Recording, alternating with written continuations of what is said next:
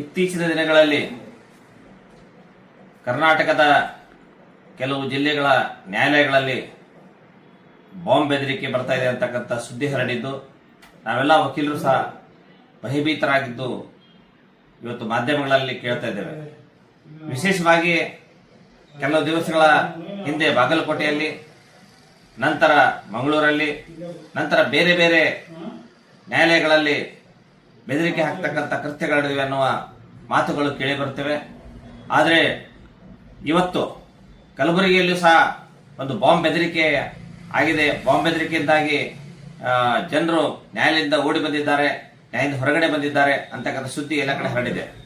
ಸಹೋದರರೇ, ಇವತ್ತು ಸಮಾಜದಲ್ಲಿ ವಕೀಲರು ಫ್ರೀ ಆಗಿ ಫ್ರೀ ಮೈಂಡ್ ಇಂದ ವಾದ ಮಾಡಬೇಕು, ನ್ಯಾಯಾಧೀಶರು ಫ್ರೀ ಮೈಂಡ್ ಇಂದ ಜಡ್ಜ್ಮೆಂಟ್ ಕೊಡಬೇಕು ಅಂತಕ್ಕಂಥ ವಾತಾವರಣ ಇತ್ತು.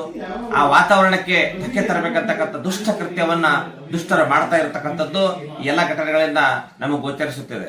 ಸಹೋದರರೇ, ಇವತ್ತು ದುಷ್ಕರ್ಮಿಗಳು ಯಾರೇ ಆಗ್ಲಿ ಅವ್ರನ್ನ ಶೀಘ್ರವೇ ಬಂಧಿಸಬೇಕು, ಅವರನ್ನ ತನಿಖೆ ಮಾಡಬೇಕು, ಅವರನ್ನ ಮಟ್ಟ ಹಾಕಬೇಕು. ಇವತ್ತು ಕಾನೂನು ಪ್ರಕಾರ ಅವರ ಮೇಲೆ ಕ್ರಮ ಕೈಗೊಳ್ಳಬೇಕು. ವಿಶೇಷವಾಗಿ ಅಂತ ದುಷ್ಟರನ್ನ, ಬೆದರಿಕೆ ಹಾಕ್ತಾ ದುಷ್ಟರನ್ನ ಯಾವ ವಕೀಲರು ಸಹ ಬೇಲ್ ಹಾಕಬಾರ್ದು. ಯಾರೇ ಆರೋಪಿಗಳು ದೇಶ ದ್ರೋಹದ ವಿರುದ್ಧ ಕೆಲಸ ಮಾಡತಕ್ಕಂತ, ಸಮಾಜದಲ್ಲಿ ಭಯವನ್ನು ಬಿತ್ತಿಸ್ತಕ್ಕಂಥ ಯಾರೇ ದುಷ್ಟರು ಏನೇ ಕೇಸ್ಗಳು ಸಿಗಿ ಬಿದ್ದರೆ ನಾವೆಲ್ಲ ವಕೀಲರು ದಯವಿಟ್ಟು ಅವರ ಪರ ವಕಾಲ ಹಾಕೋದು ಬೇಡ, ವಕಾಲತ್ ಮಾಡೋದು ಬೇಡ. ಅವ್ರ ಪರವಾಗಿ ನಾವು ಯಾವಾಗಲೂ ನ್ಯಾಯವಂತರ ಪರವಾಗಿ, ಒಳ್ಳೆಯವರ ಪರವಾಗಿ ಮಾತ್ರ ವಕಾಲತ್ ಹಾಕಬೇಕು ಅಂತಕ್ಕಂಥ ಒಂದು ಕ್ರಾಂತಿಯನ್ನ ನಾವು ಆರಂಭಿಸ್ತೇವೆ.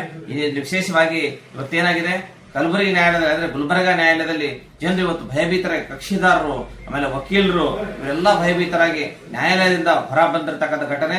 ಅಷ್ಟೇ ಅಲ್ಲ, ಇವತ್ತು ಸ್ಕ್ವಾಡ್ ಕೂಡ, ಪೊಲೀಸರು ಕೂಡ ಅಷ್ಟೇ ಶೀಘ್ರವಾಗಿ ಸ್ಪಂದಿಸಿದ್ದಾರೆ. ಇಡೀ ಸ್ಕ್ವಾಡ್ ಬಂದಿದೆ, ಬಾಂಬ್ಸ್ ಕಂಡುಹಿಡಿತಕ್ಕಂಥ ಸ್ಕ್ವಾಡ್ ಕೂಡ ಅಲ್ಲಿ ಬಂದಿದೆ. ಆದ್ರೂ ಇವತ್ತು ಇತ್ತೀಚಿನ ಬಾಗಲಕೋಟದಲ್ಲಿ ಕೂಡ ಈ ತರಹ ಬೆದರಿಕೆ ಬಂದಿತ್ತು, ಬೇರೆಗಳಲ್ಲಿ ಬೆದರಿಕೆ ಬಂದಿತ್ತು. ಈ ರೀತಿ ಪುನಃ ಬೆದರಿಕೆ ಪಡ್ತಾ ಇರೋದು ನೋಡಿದ್ರೆ ಇವತ್ತು ನ್ಯಾಯಾಧೀಶರಿಗೆ, ನ್ಯಾಯವಾದಿಗಳಿಗೆ, ಯುವ ನ್ಯಾಯವಾದಿಗಳಿಗೆ, ಹಿರಿಯ ನ್ಯಾಯವಾದಿಗಳಿಗೆ, ಎಲ್ಲರಿಗೂ ಭದ್ರತೆ ಬೇಕಾಗಿದೆ. ಅಷ್ಟೇ ಅಲ್ಲ, ಕಕ್ಷಿದಾರರಿಗೂ ಸಹ ನ್ಯಾಯಾಲಯದಲ್ಲಿ ಭದ್ರತೆ ಬೇಕಾಗಿದೆ.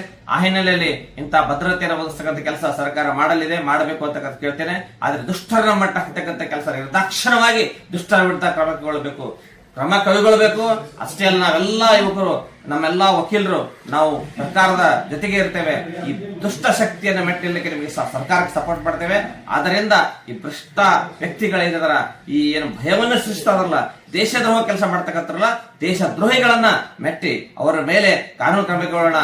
ಸಾಧ್ಯ ಆದರೆ ದಯವಿಟ್ಟು ಪೊಲೀಸರು ದೇಶದ್ರೋಹಿಗಳನ್ನ ಸಂಹಾರ ಮಾಡತಕ್ಕಂಥ ದೊಡ್ಡ ಚಳವಳಿ ಮಾಡಲಿ ಅಂತಕ್ಕಂಥ ಆಗ್ರಹವನ್ನು ಈ ಸಂದರ್ಭದಲ್ಲಿ ಮಾಡ್ತೇನೆ. ನಮಸ್ಕಾರ. ಮಲ್ಲಿಕಾರ್ಜುನ್ ರಂಗಿಮಠ.